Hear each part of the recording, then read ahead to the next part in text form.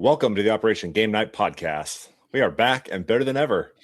For episode 102, we're going over the fence. For those of you that don't know, we go over the fence periodically, which is where we talk about things that are not board game related. But today they might be, because we have a lot to talk about.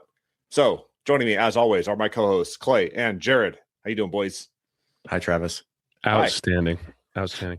Did you guys have good breaks? We took a hiatus for a while, and while this is unbeknownst to the listener, we kind of recorded well in advance. We were actually prepared this time around.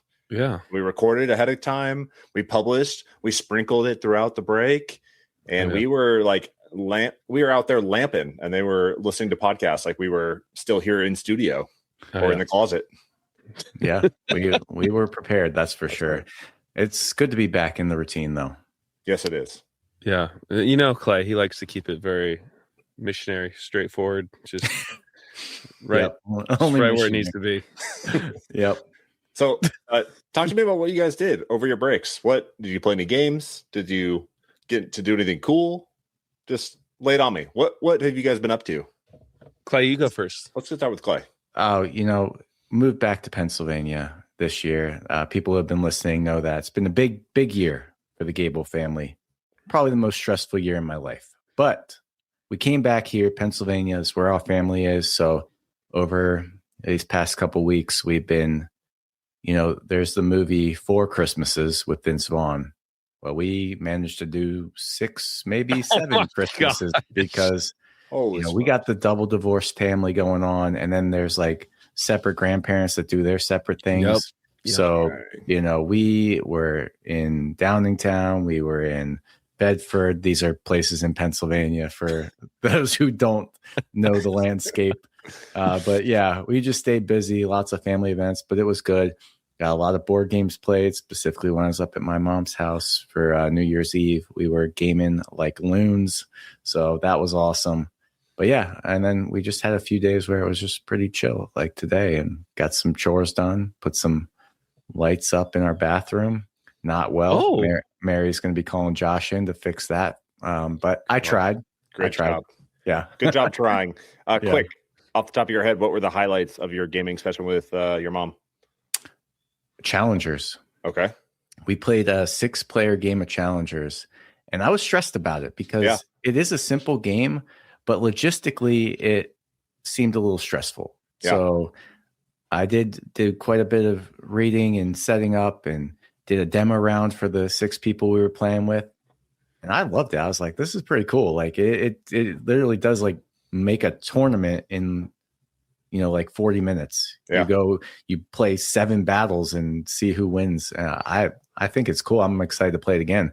And it does play up to 8 players. So I would like to really test my mettle and see if I can make it work. You played the original or Beach Cup? The OG. Okay. Auto battlers, man. They're back. They're back and better than ever. Awesome. Jared, let me hear it. What have you been up to? So, we haven't done an over the fence in a long time. Well, you haven't.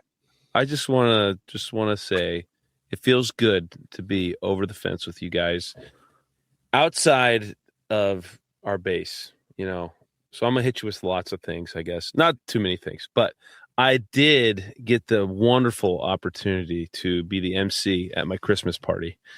Nice. That went well. They also made me in charge of the holiday video / skit.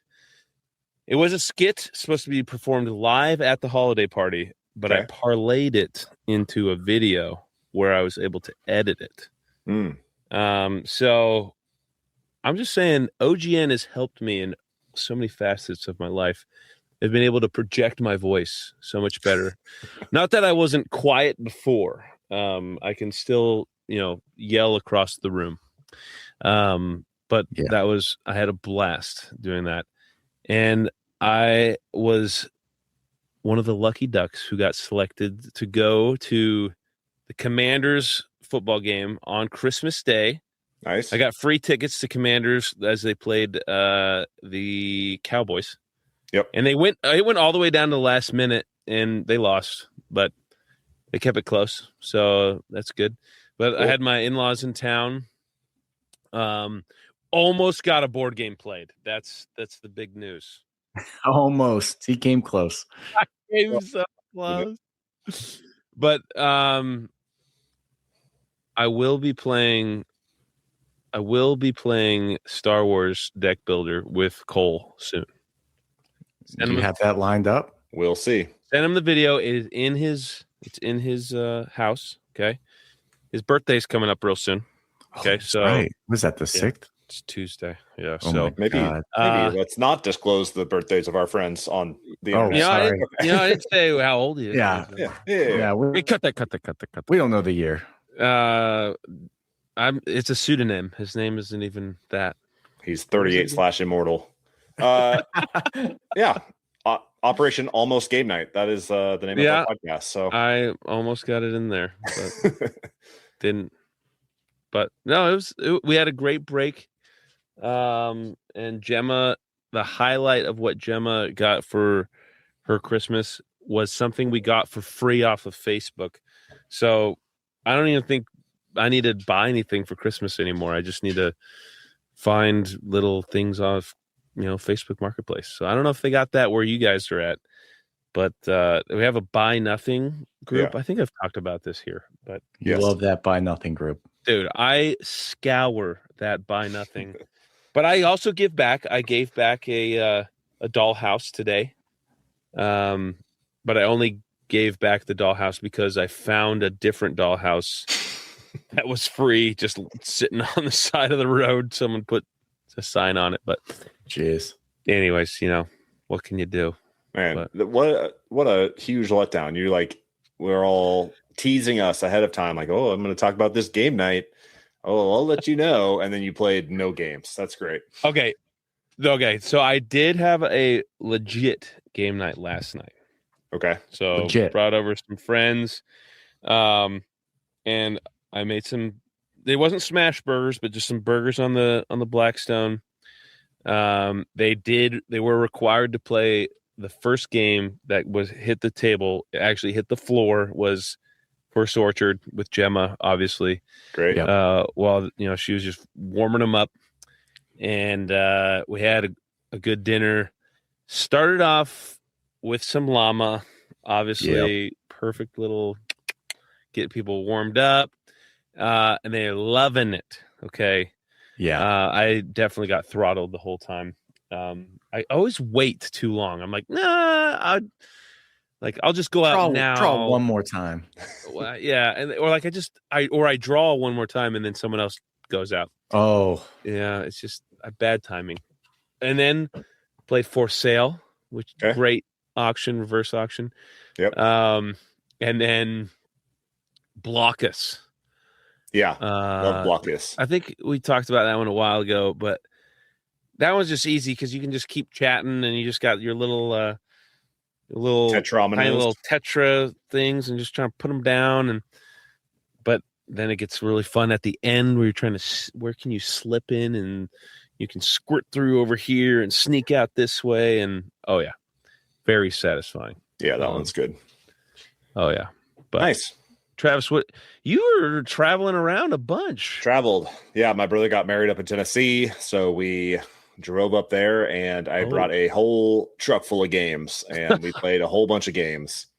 And the highlight of those was Strike. I brought all sorts of games and the one that is literally just rolling dice into a little arena was the one that was the hit. That's that's the wavelength that my family's on is Strike. Which affectionately became known as the pirate game in my house. Has nothing to do with pirates whatsoever, but the dice do have little X's on them, and the X's were little pirate X's on a treasure map for them. Yeah, they do kind of look like that. Whatever. But that game is a hoot. Jared, have you played Strike? No. That's a Jerry game. That's a Jerry game. That's a Jared-ass game. Okay. Yeah. You just roll you pick up as many dice as you want and chuck it into an arena that is kind of a little bit springy. It's got a little foam mat on the bottom. Yeah. And so you can chuck it to try and knock the other dice around. Anything that flies out of the arena is done. Anything that stays in the arena, any matches you get back. And the last person to have dice remaining wins. It is like you can just sit try there and and make matches. talk about anything and have some drinks and chuck some dice and that's a Jared game. Okay. Wait a second. Have I been playing this game wrong? Do you can pick up as many dice as you want to throw in? I thought you go one at a time. Oh, that's how we played. Maybe it's more one fun at a time, that way. or as many as you want. We played it. We played it as many as you want. Oh, which is a little bit of like press your luck. Like if I'm about to go out and there's like 4 dice in the arena, if I pick up every die that I have remaining and I chuck it into the arena, I have a higher probability of getting some dice back. But you're also taking the risk. So that's how we play. How we play is you roll one in. If you get matches, take them out. You're done. But if you don't get any matches, you can pick another dice up and roll it in. Oh. And then if you don't get matches, then you can keep rolling one at a time in to try and get matches. I think effectively they accomplish the same goal. Yeah, they both seem like valid ways to play that game. Yeah. But it felt better to chuck like 10 dice in there all at once than that is exciting. I'm gonna consider that. Yeah. Might be a house rule, but that's how we ended up playing, and it was great. So yeah. And then I wanted to shout out in Knoxville, Tennessee, and across Tennessee, there are these stores called McKay's. And McKay's are used books, movies, CDs, vinyl, video games, musical instruments, and last but not least, board games. Used board games. What? Huge collection of used board games, all splayed out there. And I walked away with way too many games from there to include. I mean, you had the truck. Yeah, I mean, why not? Like, I'm just going to drive it down. So that's why you brought it. Yeah, and then like I had a couple of games. I'm walking around, kind of hemming and hawing, like, oh, do I really want these? Do I need these? I bought them, but then you go into the checkout line, and there's more small box games right there, and I picked up at least 3 more small box games in the checkout line. So, yeah, lots of procurements, and then last but not least, got myself a new solo stove pizza oven. So we need to talk about this for a minute, Jerry. Gosh, yes. I unboxed this thing and had it fired up and cooking a pizza in like less than 30 minutes. I like ran to the Publix down the street just to go buy like the ingredients that I needed, rushed back here, fired it up. First pie, I was so excited. I threw it in there prematurely, didn't let it like fully preheat. A little doughy. It's okay. It was a practice one. Yeah. But yeah, that thing is amazing. It cooks a pie in like 30 seconds. Unbelievable. Propane, right? Yeah. Is it propane? Yeah. Okay. Yeah. I kind of hemmed and hawed about like, do I get like the dual fuel one that can do wood or propane? Yeah. Do I get like what's right for me right now? Mm-hmm. And what's right for me right now is being able to plug one of the mini propane tanks that I have and just sling some pie. So that's where I'm at. Did you make your own dough, or did you go get the dough from the supermarket? I bought the dough from the supermarket. It was pre-made dough. By their deli, they have pre-made packages of like raw dough. But it's like, it's Publix made dough. And some of them are seasoned. Some of them are like have herbs and stuff. Yes. That's where I'm at right now. And I need to consult with the master about, the recipe. And maybe we'll do that offline so that I think people need to know. Okay. Let your dough rise. Yeah. You gotta let it rise. You gotta let it mature. You gotta the most important part about this whole experience. I got me a pizza oven myself. Yeah. I've perfected making sure that the crust is so thin you can almost see through it. The window test. Very important. You can see the light, but you don't want it too thin that when you throw the pie in, it breaks off or then you're just pissed because there's just pizza sauce burning in the middle of your 1,000-degree oven. Okay. It's very stressful and everybody's hungry inside. You can feel the pressure and it's all on you in this peel and you're trying to spin this pizza pie around. But that was probably the most important thing I ever learned. And then making sure that there's enough flour underneath the peel, underneath the pie. Those are my two hot takes. That's all you need. I remember when you first got your oven in Colorado and you're like, hey, we're having a pizza party. And those first couple were just like testers. Like we could not get that thing off. It was tough. I had zero issue. I bought like a bamboo peel and a little like metal turner. Yes. Zero issue. Semolina flour on there, and then it slid like butter. No issues. No stickage. Nothing tore off. So I had a higher chance of success, but that was only because I've thrown some pizzas with you before. So I just need to start making my own dough and just quit my day job and start my own pizzeria with my solo stove pizza oven. So, well, join me. I think my retirement plan, maybe get an orchard. And, Oh, boy. What are you saying? Oh boy! Oh my God! If I hear about this orchard one more time, you got some pies, event space, brewery. It's all right there. Boom. Board game shop, board game cafe, swinging pies. We're recommending games. Rugby field right there. Rugby field for some reason. Any way you can do it. Yeah. Pick your own apples. Yeah, that sounds great. Yeah. A one-stop shop. Did I have a question for the group? Yes. How many times or did you see Santa this break? No. So we did not see Santa, but he is here at the East Chase Mall in Montgomery. Oh my! And I walked past his hut many times as we fought the crowds. No, we did not go visit Santa Claus. Baby Gwen has not seen Santa, huh? She doesn't. She can go oh and like pat her stomach, but we want to take her when she can have a small appreciation for who she's sitting on the lap of. So yes, yeah. We saw a couple Santas myself, so I made up for everybody in the in the closet here, because we saw Santa at the YMCA. Great. And horrible Wi-Fi, but great Santa Claus. And then we saw another Santa at it was a specific Santa event where all you can eat breakfast at a cidery, and it was amazing. Santa Claus was top notch. His boots were perfect leather. His beard was real beard. It was incredible. And then she also saw the Grinch Santa. Okay. So I did sneak off to Pennsylvania, and I just for a quick 30 minutes, I went and said hi to Clayton. And then, went to Sheetz, did my normal things that I do in Pennsylvania. And then I went to do a hotel stay away, and inside the hotel, awesome indoor water park, like little splash pad, perfect for the cold winter months. But in the morning they had a Grinch Santa that was just randomly in the lobby. Like, okay, I was not prepared for this, and neither was Gemma. She was a little like, what the hell's happening right now? The Grinch is here. I like him on TV, but not here. Really?